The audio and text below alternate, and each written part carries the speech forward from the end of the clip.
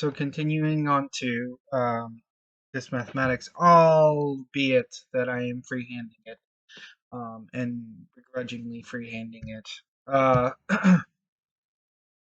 And I wish to do this with waves, etc., blah, blah, blah, but I rather it become a concept that's understood by everyone at this point, and then later on, there's a lot more depth to it.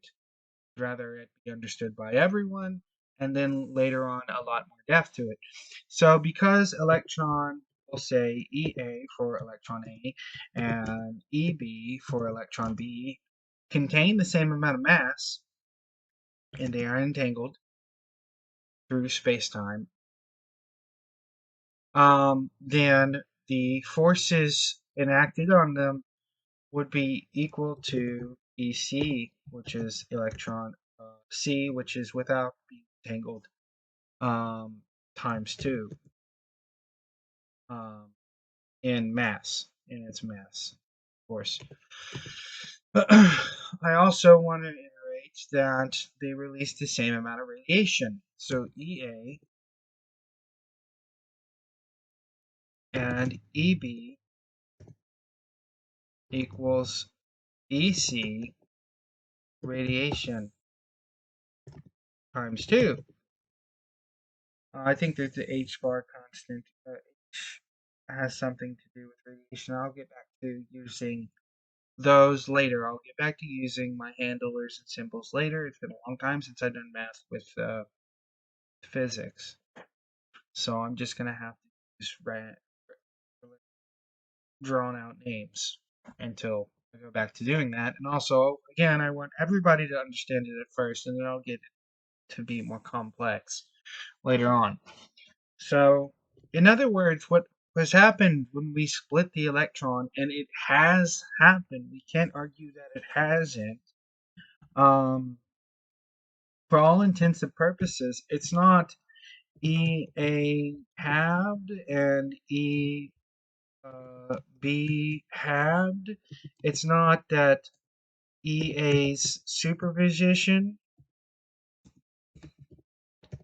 is halved, and it's not that the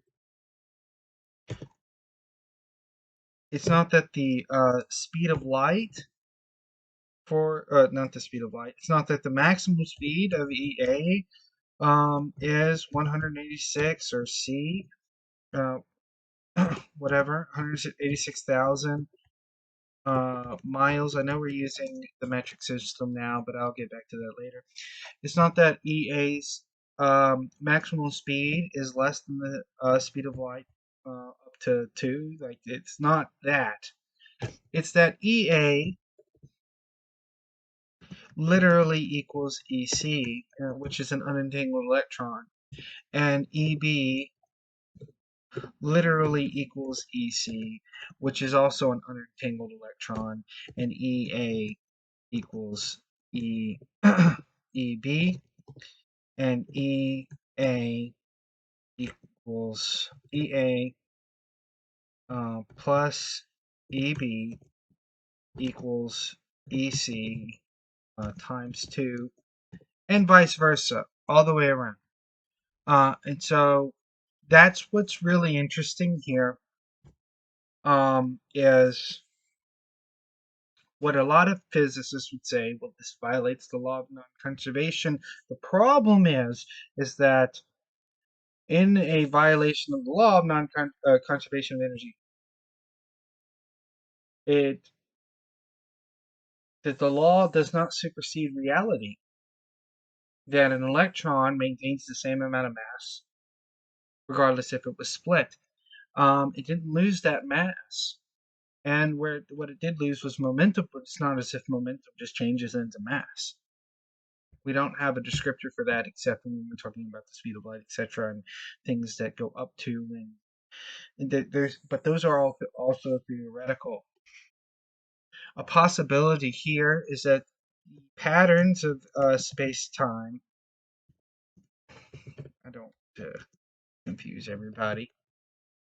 Let's say that EA equals its space-time parameters, and EB equals its space. Basically, all the things that make the object up in space-time alone.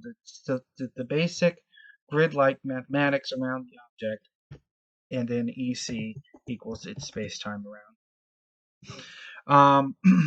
And this allows for an easy algebraic formula, which is SPT plus SPT equals SPT times 2. Which also allows for all these objects to seemingly have doubled in energy and mass and all this when you split them in half. It allows for this special case. And so particles being made up of specialized patterns of space-time allow them to be split in two, and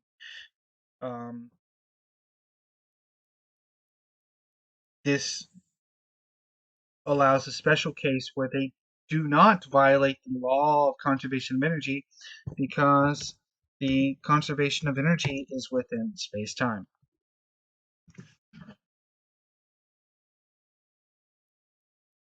So they can't violate the law of conservation of energy.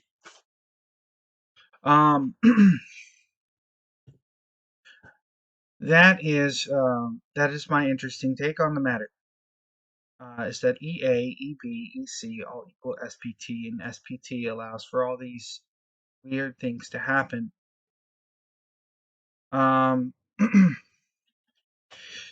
Then we're going to talk about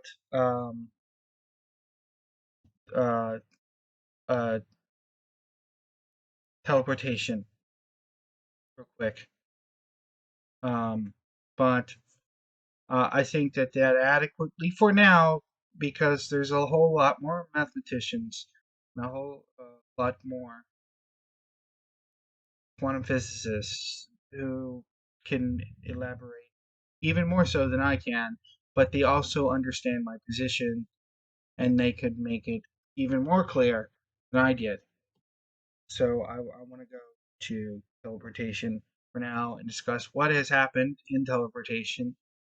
And there is something going on with that's kind of relatively crazy, like unless you understand it from, no, I don't want to say unless you understand it from this point of view. I don't want to give that dichotomy, but I think my point of view better explains teleportation.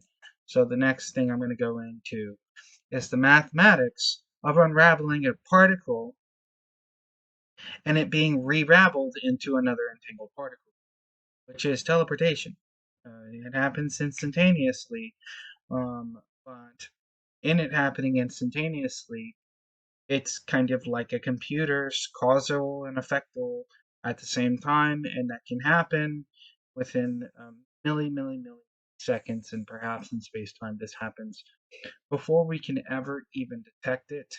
It might be undetectable, but the fact that there was a cause, which we know, and an effect, which we know, is good enough to deem that something has happened.